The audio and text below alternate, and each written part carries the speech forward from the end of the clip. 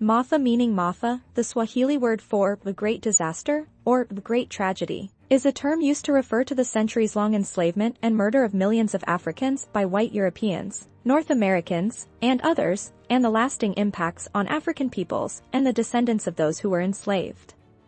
As a historical event, this is often referred to as the transatlantic slave trade or the Middle Passage, but many scholars consider these terms inappropriate and inadequate in their encapsulation of the atrocities it entails.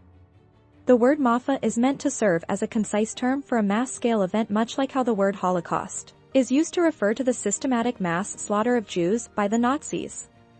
Relatedly, another term that's sometimes used to mean the same thing as Maafa is African Holocaust.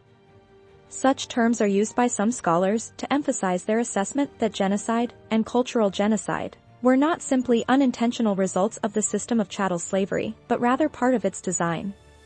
Currently, there is no consensus around a single term.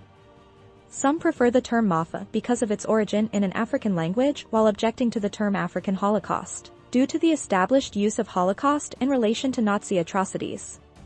Others criticize the use of Maafa, which can also be translated as accident, because they say it does not sufficiently capture the brutally systematic nature of hundreds of years of enslavement. The increasing replacement of the word slave with terms like enslaved person is likely to result in increased avoidance and replacement of the term slave trade.